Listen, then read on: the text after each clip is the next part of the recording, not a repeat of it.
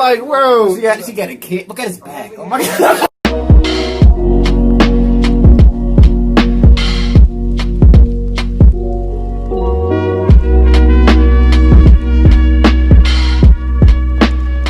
Hey, what's up, y'all? Welcome back to another reaction. And today we're reacting to Jordan Peterson, Best Comebacks Against Opponents, Part 2.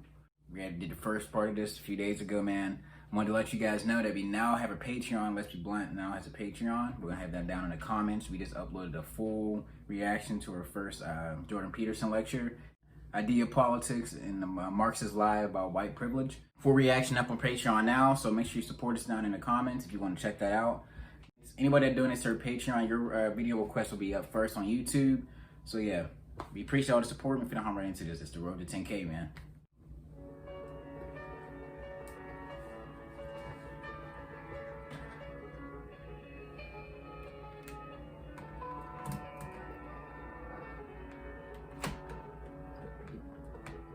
Do you have any comments on the Nazi presence at your protest?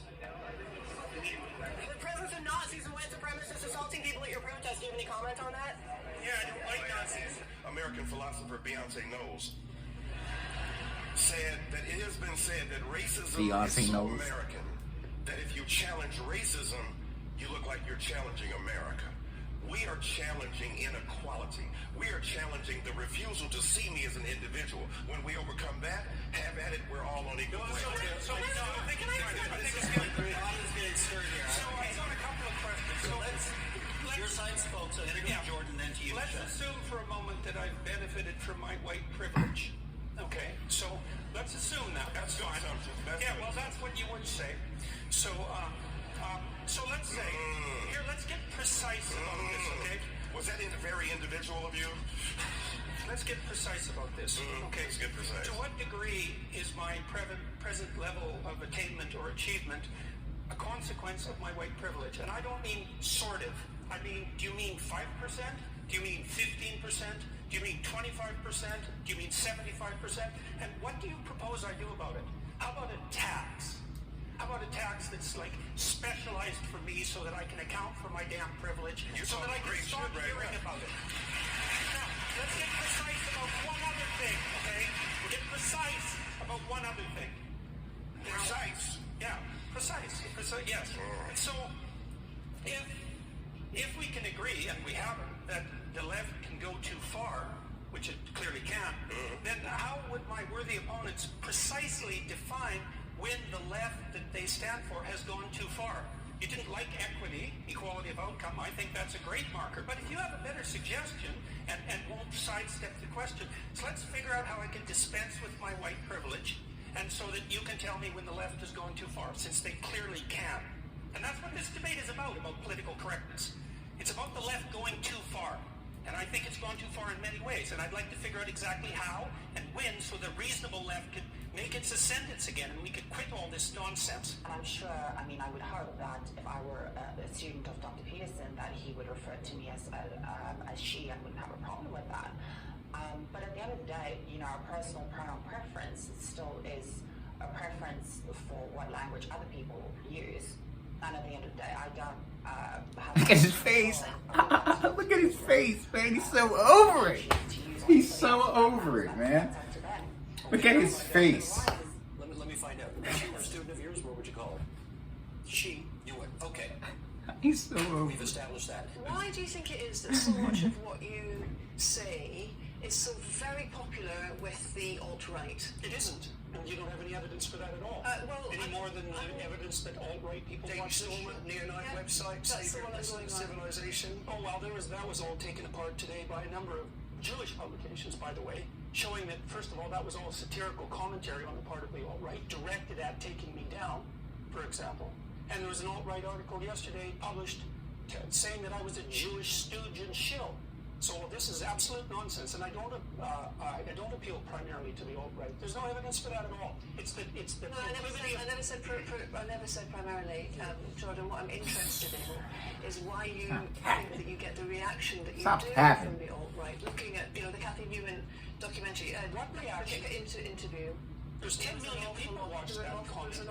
I'm talking about what I saw, and I'm What you curious saw. to know what your reaction was to the glee with which the alt-right seized upon that issue. I don't accept Shall we deal with the death threats? I mean, I think I don't accept the concept that it was the alt-right that was doing this. There were 10 million people who commented on that video, and about 95% of them commented negatively on Kathy Newman's behavior. You think there's 10 million alt-right trolls watching that? Why should your right to freedom of speech trump a trans person's right not to be offended? Because in order to be able to think, you have to risk being offensive. I mean, look at the conversation we're having right now. You know, like, you're certainly willing to risk offending me in the pursuit of truth. Why should you have the right to do that? It's being rather uncomfortable. Well, I'm very glad I put you on the spot. Well, I'm very glad that I've you get my point. You get my point. It's like you're doing what you should do, which is digging a bit to see what the hell's going on. So And that is what you should do. But you're exercising your freedom of speech to certainly risk offending me. And that's fine. I think more power to you as far as I'm concerned. So you haven't sat there and Look at her trying to think of makeup Sorry, I'm shit. just She's trying to trying make to- up stuff in her head. Look at her. Come on. Come on. Gotcha. you have got me. I'm trying to work that out in my head. This is all under the influence Oh, that's you say, wonderful. of postmodernism and neo-Marxism. Yeah, well, aren't those things two separate things? They're completely separate. You know, and this is something I've been criticized for. Dr. Peterson doesn't understand the difference between neo-Marxism and postmodernism. It's like, I understand the difference perfectly well. It isn't me that's conflating them. It turns out that the people who push postmodern doctrines in university almost always ally themselves with a Marxist viewpoint. And that is logically incoherent. But I would say the postmodernists really don't give a damn for logical coherence because they regard that as part of the oppressive, patriarchal, Eurocentric It's view about of the the feelings. world. My The idea that feelings. there's an objective reality My in all of that, feelings. and that you can deal with it with logic. When you talk about, you know, feminizing men, it almost sounds derogatory. It's almost as if you're saying that to be feminine or to express any sort of femininity is actually inferior to masculinity. And I think that You're a is fucking huge man. problem even with Why are you the what are you language talking that about? we use, you know, when you say, don't be such a girl, don't be such a pussy, the greatest insult. 'Cause you're not a girl. Each other tend to have feminine origins. Yes. Like, you know, as I said, pussy or faggot Yes. or anything like that. And I think, again, that speaks to a very systematic inequality between the genders. And you attributed the rates of mental illness among men to their inability to express, say, sentimental emotions. I don't think there's a shred of clinical evidence to support that stance. Sorry. I don't think there's a shred of evidence to support that stance. The kind of violence, for example, that Lawrence is discussing is a consequence of competitive violence among young men as they I think there is some evidence that men find it difficult to talk about things, and that Get a simp lord coming in. That Professor Simp. about things.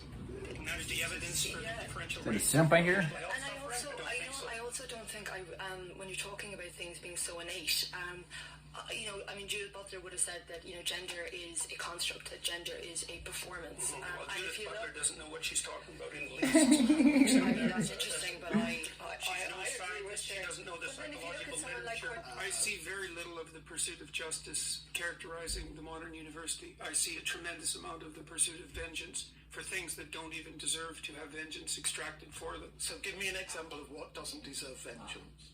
How about the existence of the patriarchy? But yeah, guys, if y'all enjoyed the reaction, make sure you let me know down in the comments below. Like I said, we got the Patreon going up right now. We got 2 videos up. We got the Jordan Peterson entire lecture, the Marxist lie of white privilege. That's up right now. The whole reaction to that. We just uploaded a Bill Burr reaction, the whole stand-up. You people are the same. We got that going up right now. So if you want to help support the channel, make sure you donate on the Patreon. It's the road to 10K subscribers, man. We'll see you next time. Peace.